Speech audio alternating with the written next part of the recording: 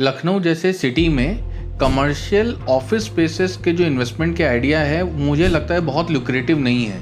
लेकिन आज के इस वीडियो में कमर्शियल रिलेटेड कुछ ऐसा हम आपके बीच में लेकर के आए हैं जो मुझे लगता है डाउन द लाइन फ्यूचर में कुछ अच्छे रेंटल्स जनरेट करके दे सकता है। ऐसे इन्वेस्टर इंटरेस्टेड होंगे जिनका बजट 50 लाख से 70-80 लाख रुपीस का सेगमेंट में है और एक ऐसी लोकेशन है जो फ्यूचर में ग्रोथ का बहुत ज़्यादा चांस होल्ड करती है।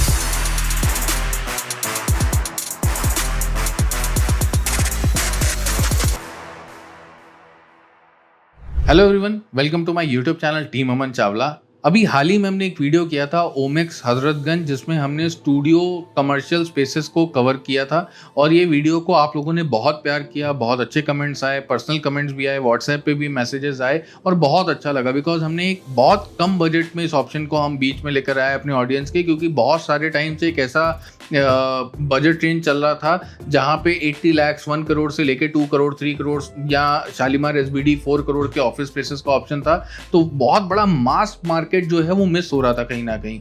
तो इस वजह से ये वीडियो को बहुत सबको पसंद आया और मैं कहता आ रहा हूँ, काफ़ी टाइम से मैं कहता आ रहा हूँ कि मुझे स्टूडियो का जो ये कमर्शियल इन्वेस्टमेंट है बहुत ज़्यादा पसंद नहीं है। यहाँ लखनऊ के अंदर मुझे बहुत अच्छे ऑफिस के रिक्वायरमेंट्स मुझे बहुत ज़्यादा अच्छे स्ट्रांग नहीं लगते, लेकिन उसके बावजूद भी हमने स्टूडियो को ये रिकमेंड किया था। उसका कारण बहुत बड़ा क्या था, लोकेशन प्लस प्राइस पॉइंट। मेरे लिए प्राइस पॉइंट बहुत इंपॉर्टेंट होता है, क्योंकि अगर वही स्टूडियो हमको 50-70 लाख रुपीस की रेंज में मिल रहा है और वही स्टूडियो अपार्टमेंट अगर हमको 35 लाख या 30 लाख रुपीस की रेंज में मिल रहा है तो मेरे लिए प्राइस पॉइंट जस्ट ऑलमोस्ट 40% का डिस्काउंट हो गया एक तरीके से। तो एक ऐसी लोकेशन पे जहाँ पे बहुत सारा मूवमेंट है, बहुत सारी रेजिडेंशियल पॉपुलेशन है, एयरपोर्ट से कनेक्टिविटी और आसपास के एरिया से कनेक्टिविटी अच्छी है, इस वजह से हमने वो स्टूडियो का वीडियो आप लोगों के बीच में लेकर के आए थे और आप लोगों ने पसंद भी किया। तो आज का ये वीडियो में फिर से हम कुछ कमर्शियल का लेकर के आए हैं। और वो क्यों? क्योंकि लखनऊ के अंदर यहाँ बहुत सारे ऐसे लोग जो लखनऊ के बाहर रहते हैं, बैंगलोर में हैं, एनआरआईज हैं, यूएस में सेटल्ड हैं, वो अपने लिए डाउन द लाइन कुछ प्लान करते हैं कि कभी 10 साल 7 साल बाद आएंगे तो कुछ लखनऊ में प्लान करेंगे, कुछ अपना ही खोल लेंगे, कहीं से कुछ पैसिव इनकम का ऑप्शन मिल जाए, बहुत ज़्यादा लंबे टाइम तक बाहर या बैंगलोर या अलग सिटीज़ में रहना नहीं है।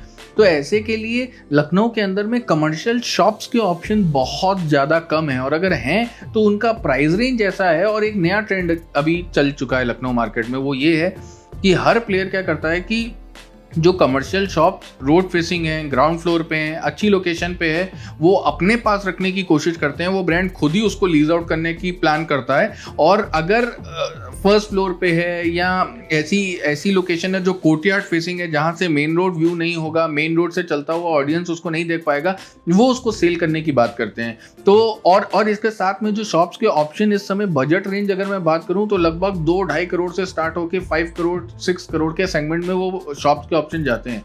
तो मेरा ये आइडिया है कि इतनी महंगी शॉप खरीद के मेन विभूति खंड जो इस समय लखनऊ का सीबीडी एरिया है, मेन सीबीडी एरिया है, कमर्शियल बिजनेस डिस्ट्रिक्ट, वहां पे इस समय जो रेंटल्स चल रहे हैं वो 100 रुपीज, मैं शॉप्स की बात कर रहा हूँ, 100 से 120 रुपीज पर स्क्वायर फुट के आसपास वेरी कर रहे हैं।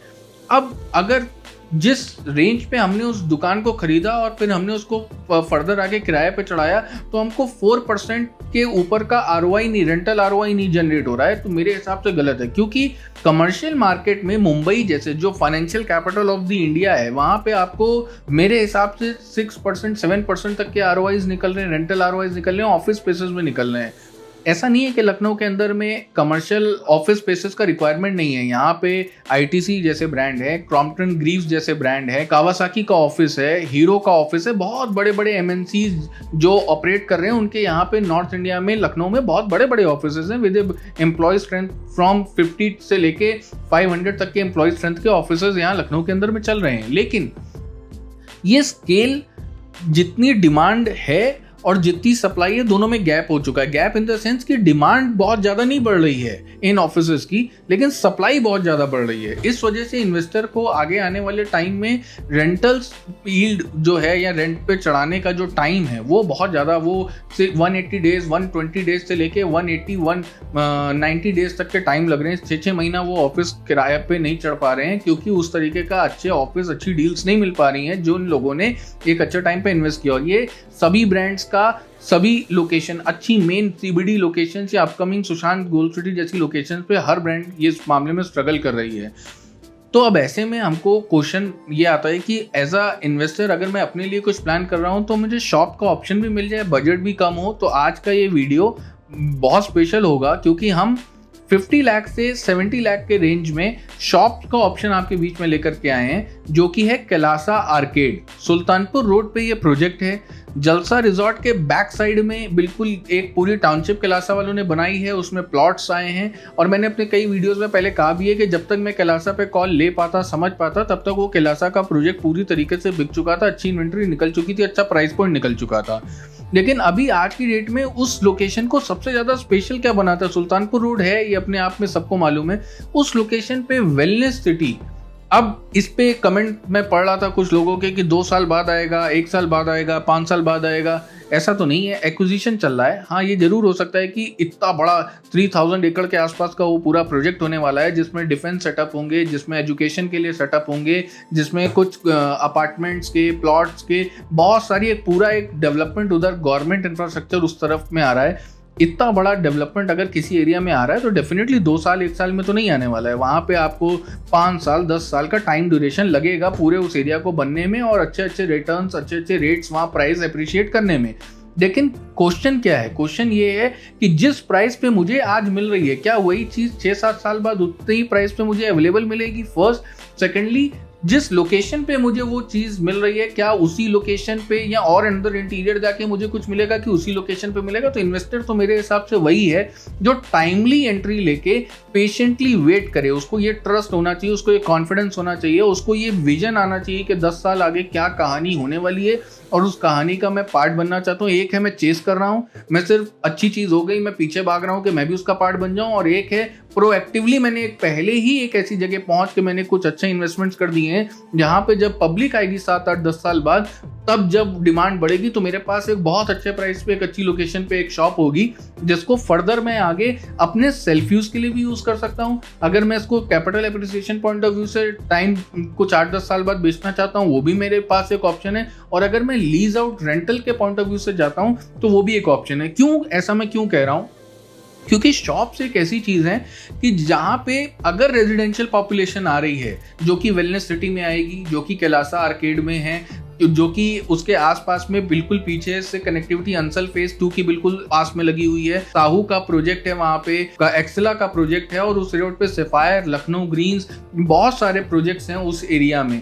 अगर उस एरिया में एक अच्छा cafe, salon, hypermart, doctors, pharmacy shop, diagnostic centre, bakery, इस तरीके की बेसिक चीजों का रिक्वायरमेंट तो रहेगा ही रहेगा, बिकॉज जहां पे भी रेजिडेंशियल पॉपुलेशन आएगी वहां पे कमर्शियल एक्टिविटीज होना बाउंड है।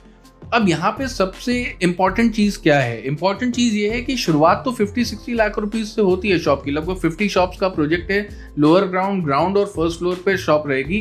फर्स्ट फ्लोर वाली शॉप मेरे हिसाब से पर्टिकुलर कुछ इंटीरियर डिजाइनर या स्पा चेन के टाइप या कोई कॉल सेंटर इस तरीके के सेटअप पे जाती है। मेजरली जो आपको प्योर रिटेल मिलेगा वो अपर ग्राउंड फ्लोर और लोअर ग्राउंड फ्लोर को मिलता है। यहाँ पे आपको अच्छे रिटेल के ऑप्शंस मिलेंगे। लेकिन यहाँ पे एक ट्विस्ट क्या है? स्टोरी में ट्विस्ट ये है कि हमको कारपेट एरिया कम से कम 400-500 स्क्वायर फुट का चूज करना चाहिए आइडियली। ऐसा मैं क्यों कह रहा हूँ कि अगर हम छोटा स्पेस लेंगे और वो एरिया अच्छा डेवलप किया, आने वाले फ्यूचर में अच्छी चीज आए, वहां पे कोई अच्छी बड़ी बेकरी आना चाहती है, वहां पे कोई अच्छा बड़ा डायग्नोस्टिक सेंटर आना चाहता है, तो उन लोगों को 200, 100, 150 स्क्वायर फुट में उनका काम पर्पज सॉल्व नहीं होता। फिर वहाँ क्या प्रॉब्लम आती है कि हम लाइन से 4-5 उनको शॉप चाहिए होते हैं जिसकी दीवार हटा के वो एक स्पेस को यूज करके और फिर वो रेंट सब में डिवाइड हो। ये तब पॉसिबल है जब वो 4-5 चाहते हो। अगर उसमें बीच में किसी ने अपनी खुद का कोई सेटअप डाल रखा है तो वो ऑप्शन वो बनेगा नहीं, और इस वजह से बड़ा ब्रांड अच्छे एरिया में आने के बावजूद भी वहाँ एंट्री नहीं ले पाता। तो कोशिश करें, स्ट्रेटेजिकली प्लान करें। सबसे अच्छी चीज यहाँ पे इस ग्रुप की ये है कि वो स्ट्रेटजी से ही उस शॉप्स को बेच रहे हैं। अगर सेल्फ यूज के लिए आप जाना चाहते हो तो एक सर्टेन सेट ऑफ स्पेस है जहाँ पे आपको शॉप्स मिलेंगी।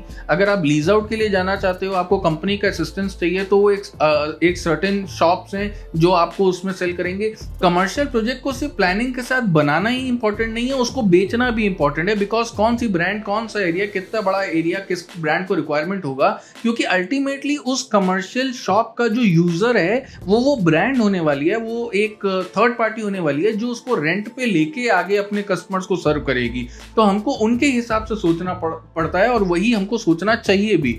तो मेरे हिसाब से ये एक ऐसा प्रोजेक्ट जो 50 लाख 70 लाख रुपीस की रेंज में है।